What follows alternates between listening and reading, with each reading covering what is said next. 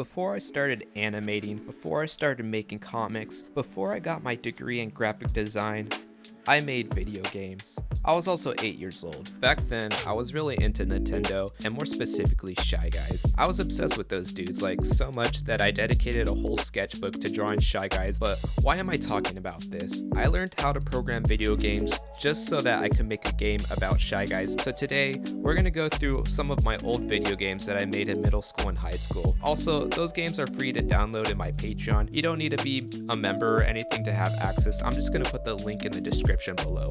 Starby Space Defense 2012. So this was about 3 years into teaching myself how to code video games. I remember using GameMaker version 8.0 before it became GameMaker Studio. This was my first game that I made that wasn't hot garbage and was playable. And at this point, I wasn't really good at drawing, so I would go on Mario Fan Game Galaxy and download ripped sprites from Paper Mario. Besides the actual coding, I spent most of my time editing and animating Mario sprites so that they would not clash that much in games. I mean, the graphics definitely clash, but I tried my best. Anyways, this game was more important because it was where I learned how to use global variables and how to get them persistent throughout the games, which means I could make a store. The global variables was literally a box that I checked, but damn it, it was important.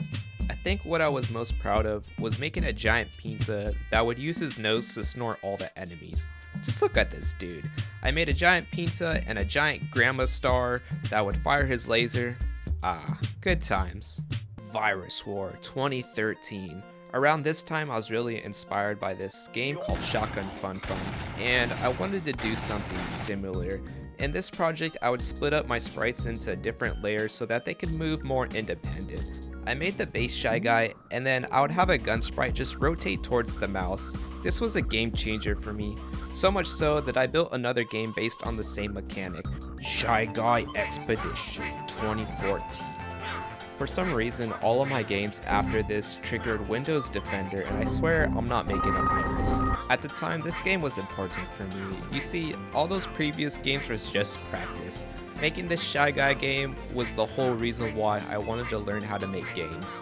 Before Starby Space Defense, I made Shy Guy Expedition 1 and 2, and unfortunately they were on a different hard drive and I can't find the file, but that's okay. This game was what actually matters. I was inspired by Kirby the Great Cave Offense and Rayman Legends, so I made this. The whole storyline was a Shy Guy trying to find his friends who got lost in a cave. 14-year-old me thought the storyline was quite a tearjerker.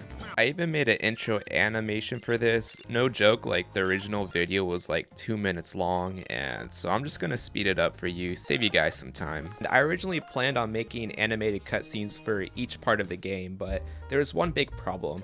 MFGG had a 50 megabyte upload limit, and MFGG was my go-to site at the time. I made the first area of the game and then I reached my 50 megabyte limits, and at this point I decided to walk away. I didn't know what else to do, and this kind of ruined a lot of motivation to continue working, especially since it was a Nintendo game, and trying to get this game on Steam or an actual store would have a lot of problems.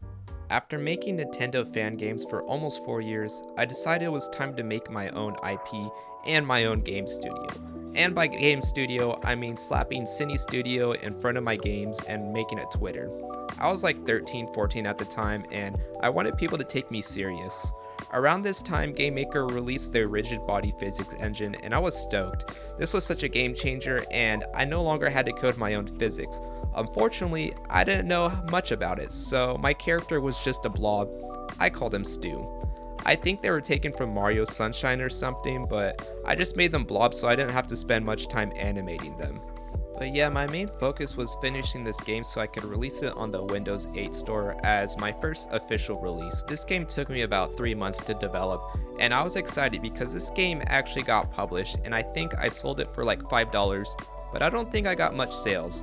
I remember really trying to promote this game on Twitter, so I found a content creator to review my game. In Bouncing Stew, you play as an amorphous blob. You bounce around poorly developed levels as a message to the developers. If this was a serious project in which you truly believed in, I'm sorry. But if it is a project used only to generate revenue, I would suggest pulling this game from the market immediately.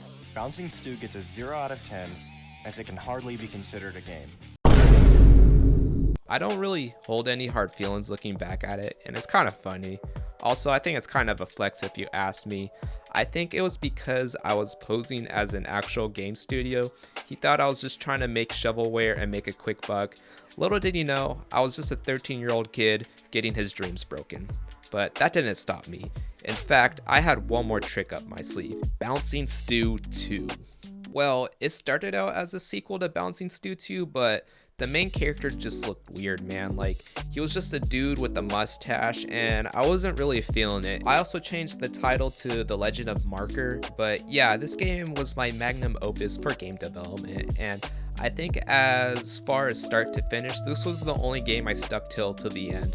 Usually I'd burn out halfway into the development phase and just post the demo, but I'm really glad I saw it till the end. What's funny is I don't think I actually released this game. I did put it on the Windows 8 store, but what ended up happening was the version that I posted was like a debug version, so it teleported you to the final boss right after you go into the menu, which was pretty much broken. The worst part about this situation is when I tried to fix it, my GameMaker file got corrupted, so I couldn't really release a patch and compile it correctly, which was really discouraging. Luckily, I have this executable file which is pretty much finished, but at the time, I really wanted it on the Windows 8 storefront to sell my game, and for some reason, I didn't really consider it being put on Steam. Looking back, I'm really glad I still have all these games, and I really enjoyed the process.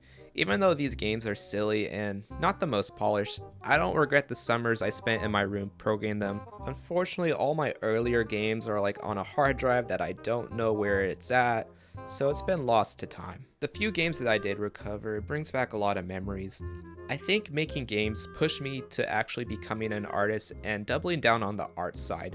Looking back, I definitely spent way more time trying to make things look good graphically, and I would just toy around with different sprites and trying to blend them together so that it would have a cohesive look.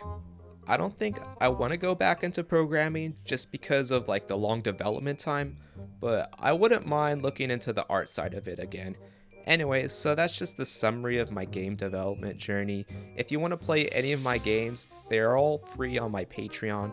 Feel free to download them and give them a play, link in the description below. I do want to let you know that Legend of Marker does have some bugs. I noticed if you try to full screen it and if it's not on a good resolution, it's gonna like bug out, so you might have to keep it on Windows mode. Yeah, it's buggy and I don't know how to fix it. Anyway, so that's my game journey. If you want to see my art journey, check out this video over here and have a good one, guys.